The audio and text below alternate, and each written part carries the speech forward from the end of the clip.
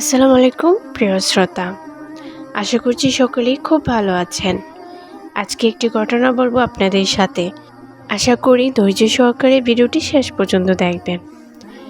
বিখ্যাত বুজুর্গ হজরত সুফিয়ান সাউরি রাদিয়াল্লাহু আনহু একদিন পবিত্র কাবা শরীফ তাওয়াফ করছিলেন। তিনি দেখলেন এক যুবক তাওয়াফ করছে, কিন্তু সে অন্য কোনো তাসবিহ বা দোয়া পড়ছে না।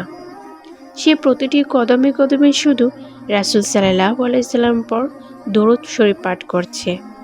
সুফিয়ান সাউরি রাদিয়াল্লাহু আনহু কৌতূহল হয়ে যুবককে জিজ্ঞেস করলেন, ভাই, তুমি অন্য সব দোয়া বাদ দিয়ে শুধু দুরূদ কেন পড়ছো?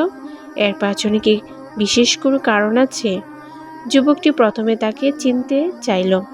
যখন সে জানল ইনি সুফিয়ান সাউরি রাদিয়াল্লাহু আনহু, তখন সে বলল, আপনি যদি এই যুগের গ্রহণযোগ্য ব্যক্তি না হতেন, তবে আমি আপনার গোপন কথা বলতাম না। আমি এবং আমার বাবা হজে এসেছিলাম। পথের মাঝে এক জায়গায় আমার বাবা হঠাৎ অসুস্থ হয়ে মারা গেলেন। মৃত্যুর সাথে সাথেই বাবার চেহারা কুচকুচে কালো হয়ে গেল।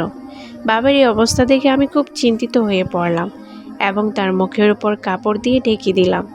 এক পর্যায়ে ক্লান্তিতে আমার চোখ লেগে এলো এবং আমি ঘুমিয়ে পড়লাম। স্বপ্নে দেখলাম এক অপরূপ সুন্দর এবং সুগন্ধিযুক্ত ব্যক্তি আমার বাবার লাশের কাছে এলেন। তার মতো সুন্দর এবং পরিষ্কার পোশাক পরা মানুষ আমি আগে কখনো দেখিনি।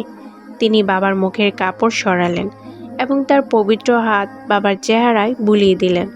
সাথে সাথে বাবার কালো চেহারা পূর্ণিমা চাঁদের মতো ফর্সা উজ্জ্বল হয়ে গেল। তিনি চলে যেতে লাগলেন। আমি দৌড়ে গিয়ে তার জামা ধরে বললাম, হে আল্লাহর বান্দা, আপনি কে?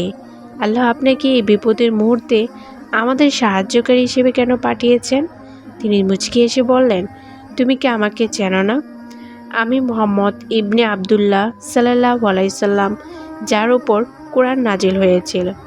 তিনি বললেন, তোমার বাবা যদিও অনেক পাপে লিপ্ত ছিল এবং নিজের ওপর জুলুম করেছিল, কিন্তু সে আমার ওপর প্রচুর পরিমাণে দুরূদ পাঠ করত।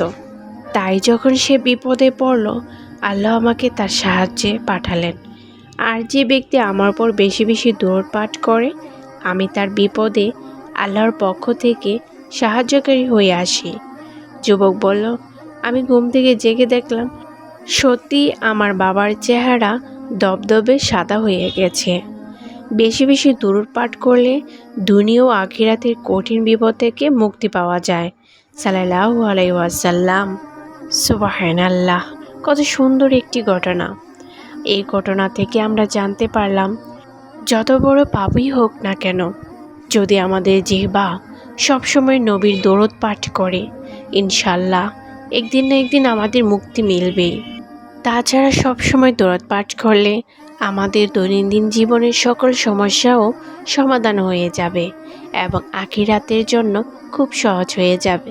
হে রাব্বুল আলামিন, আমাদের সবাইকে বেশি বেশি দরুদ পাঠ করার এবং নবীজির দেখানো পথগুলো অনুসরণ করার তৌফিক দান করুন। আমিন।